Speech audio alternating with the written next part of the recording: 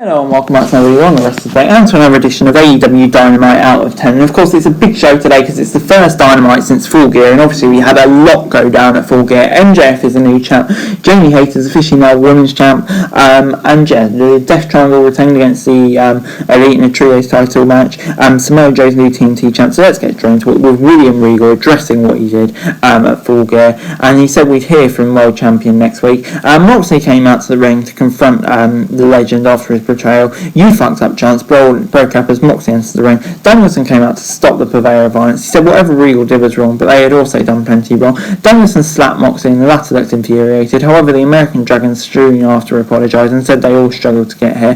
Danielson said that he loved William Regal before Moxley grabbed the microphone and told the legend to run as far as he could. Moxley intimidated Regal. The latter slowly retreated out the ring as two BCC members inside the square circle looked on. And yeah, this was just a great segment. Where's it going to go? Is Danielson going to join the dark side? What's Moxley going to do? Obviously it looks like he's staying face. So many questions about this, and yeah, brilliant start to Dynamite, leaving so many questions but making it so interesting too. Before it's time for Orange Cassidy versus Jake Hager. After a comedic exchange, the champion kicked the JS member and hit a clothesline to follow up. Cassidy knocked Hager's cap down and threw him out of the ring. He then grabbed the cap and looked to hit a suicide dive on the outside, but the former superstar of WWE caught him and slammed him onto the steel steps. Hager was in control at this stage of the match and kicked Orange Cassidy from the apron, but best friends caught him. Hager took out the best friends at ringside before Cassidy hit a suicide dive on the challenger. He took the JS member and followed it up with a Stundog Millionaire on Hager. Towards the end, Hager hit a Yonogi for a 2 count and looked to follow it out with a Vader Bomb. However, Cassidy avoided it and Hager applied the ankle lock. OC then eventually escaped the submission move and hit the orange punch to retain his title. Post-match, Best Friends celebrated his victory, but the Factory came out to confront them.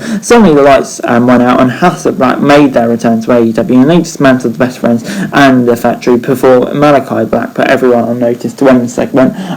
Yeah, I mean, House of Black returning, some questions over whether they're going to do so, but obviously great they have, so happy about it. The match itself was alright, but yeah, so happy about the ending. Potentially Cassidy the Black program for the All-Atlantic title, which I'd love to see, so 7 out of 10 for me, good stuff.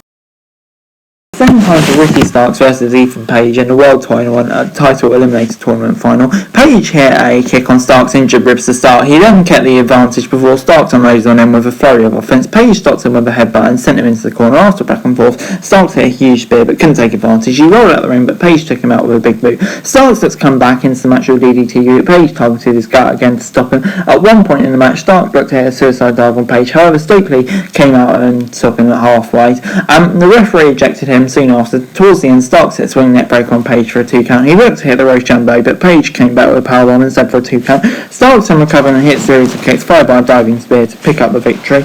And yeah, this gets an 8 out of 10 from me. Really good match. Starks going through to face MJF is the one that I wanted, and it's one that we got. So yeah, very happy about that. And yeah, on the whole, just a really great match, and can't wait for Starks v MJF.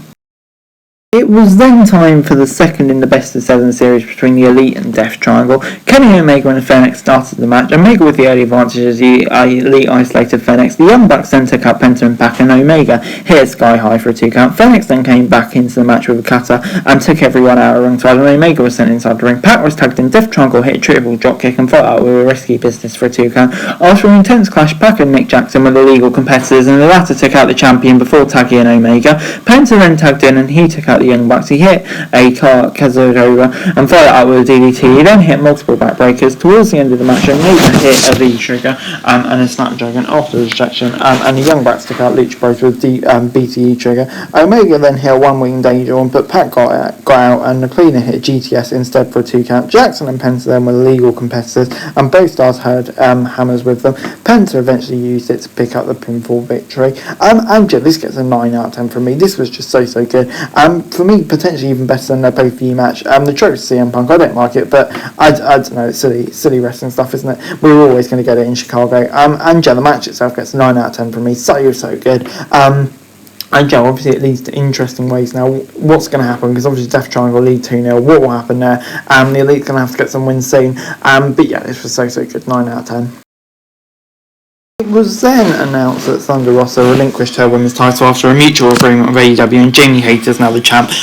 Don't know why they couldn't have done that straight after she got injured, but there we go. Before it's time for Willow Nightingale and Sky Blue versus Jamie Hayter and Britt Baker versus Anna JAS and Tay Mello. Jamie Hayter and Mello started the match. Hayter hit a shoulder tackle and hit the early advantage. JAS then looked to interrupt, but Hayter ended up taking down both JAS members.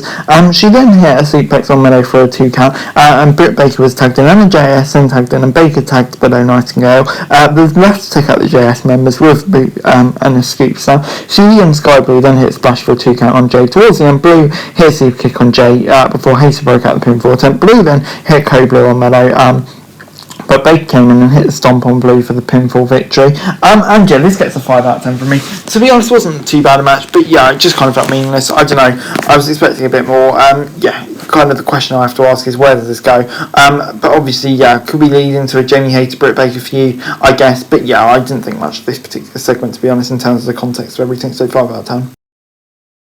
Max Caster and the Acclaim are out next, and they started by saying that they broke up Swerve and Glory and told them about retaining their titles. Bowens hyped up the crowd and said that everyone loved the Acclaim. He then said that his shoulder and Billy Gunn's hand were fine. They were for scissoring poses, but Dart and Lethal interrupted them. Jeff Jarrett then appeared and told the Acclaim to watch out before Gunn removed Jarrett off the Titans on the screen. The Acclaim and Billy Gunn scissored to win the segment on Dynamite. Just a bit of good fun Acclaim segment, I suppose.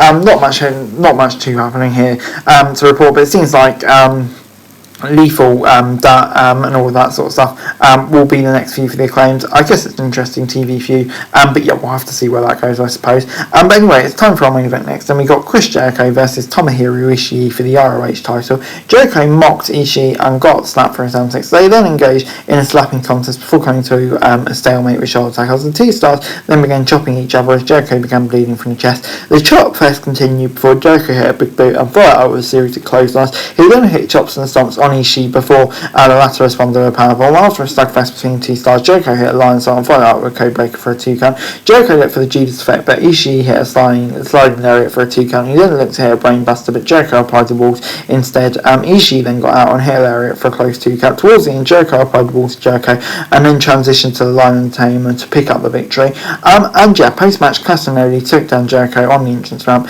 to end another exciting edition of Dynamite.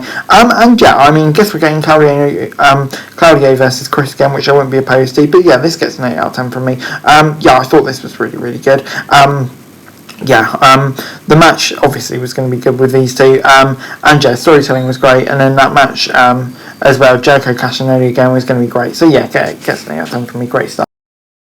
Overall, Dynamite this week gets an 8 out of 10 from me. I thought it was a brilliant episode of Dynamite this week. Probably the best I've seen in the world, to be honest. The Elite Death Triangle was great. So many matches across the card was great. The Starks match was great. Loads of it was great. Some interesting storylines brewing after it as well. Gets an 8 out of 10 from me. Really, really good stuff. But anyway, guys, that's it for the video. Thanks very much for watching. Remember to like, share, subscribe, hit the thoughts, comments, number, and follow to show your daily wrestling news on subscribe to the channel. It's going to be greatly appreciated. Thanks very much for watching.